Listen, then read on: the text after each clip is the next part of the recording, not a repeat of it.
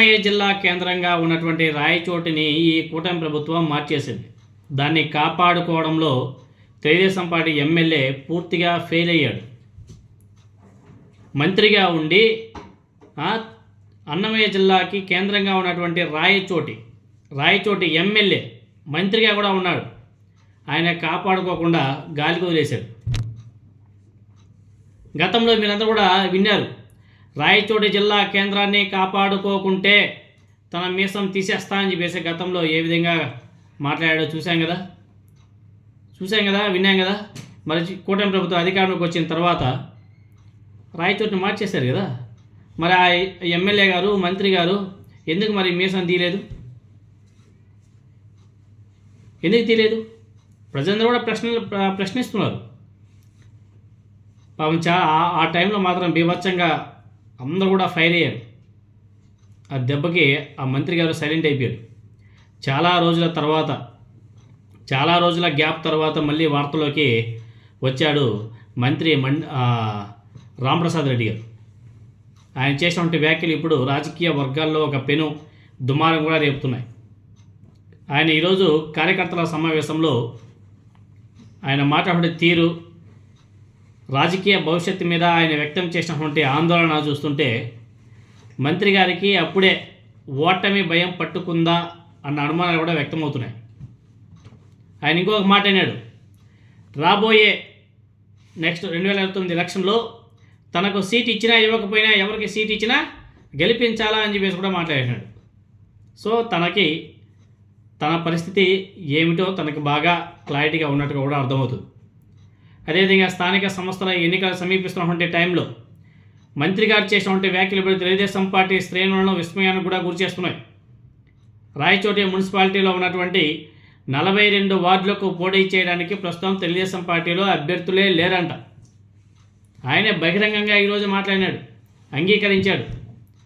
గత ఎన్నికల్లో రాష్ట్ర వ్యాప్తంగా కూటమి గాలి వీచిన రాయచోటిలో మాత్రం ఆ ప్రభావం ఆశించిన స్థాయిలో లేదు అని చెప్పేసి ఆయన ఆవేదన కూడా వ్యక్తం చేశాడు. పరోక్షంగా బీజేపీ మీద విమర్శలు చేశాడు. పరోక్షంగా తన గెలుపుకు ఈవీఎంలు సహాయం చేశాయని చెప్పేసి కూడా ఆయన మాట్లాడడం జరిగింది. బీజేపీతో పొత్తు పెట్టుకోవడం వల్ల కొన్ని బూత్లలో ఫలితాలు చాలా దారుణంగా వచ్చాయి. అదేవిధంగా 89 బూత్లలో అసలు కూటమికి ఓట్లే పడలేదు అని చెప్పేసి ఆయన మాట్లాడాడు. సో రాష్ట్రంలో ఇంతకంటే మెజారిటీ భవిష్యత్తులో ఎప్పుడూ కూడా రాబోదు అని చెప్పేసి మంత్రి గారు వ్యాఖ్యానిస్తూనే ఈ గెలుపు కేవలం సాంకేతికం అన్నట్టుగా మాట్లాడడం ఇప్పుడు ఒక చర్చాంశమైంది. సాంకేతికం అంటే మీకు అర్థమైపోయింది కదా, అదే ఈవీఎంల మ్యానిపులేషన్ వల్ల గెలిచినట్టుగా ఆయన ఇండైరెక్ట్గా మాట్లాడడం జరిగింది. అదేవిధంగా అన్నమయ్య జిల్లా కేంద్రం మార్పు తర్వాత రాయచోటిలో తెలుగుదేశం పార్టీ గ్రాఫ్ దారుణంగా పడిపోయింది అనేసి ఆయన వ్యాఖ్యల్లో చాలా ఆవేదన కూడా కనిపిస్తుంది. ఎందుకంటే ఆయన దాన్ని నిలుపుకోలేకపోయాడు. ఇప్పుడు రాయచోటి ప్రజలంతా కూడా గరంగా ఉన్నారు. కార్యకర్తలు చిత్తశుద్ధి తగ్గకూడదు అని చెప్పేసి మాట్లాడుతూ భవిష్యత్తులో కార్యకర్తలకు ఎదురయ్యే గడ్డు పరిస్థితుల మీద కూడా ఆయన హెచ్చరికలు కూడా ఇచ్చేశాడు. కార్యకర్తలు రేపు రాబోయే కష్టాలను ఇప్పుడే ఊహించుకోవాలి, ఆషామాషగా ఉండకూడదు. పార్టీలో సొంత వారే శత్రువులుగా తయారవుతున్నారు. రానున్న సార్వత్రిక ఎన్నికల్లో తనకు టికెట్ ఇచ్చినా ఇవ్వకపోయినా పార్టీని గెలిపించాలి అని చెప్పేసి రాంప్రసాద్ రెడ్డి గారు మాట్లాడినటువంటి తీరు చాలా సర్ప్రైజింగ్గా ఉంది. సో ఆయన రాజకీయ భవిష్యత్తు మీద ఆయనకే క్లారిటీ లేదన్న సంకేతాలు కూడా ఆయనే ఇచ్చేశాడు. సో ఒకవైపు అధికారంలో ఉండే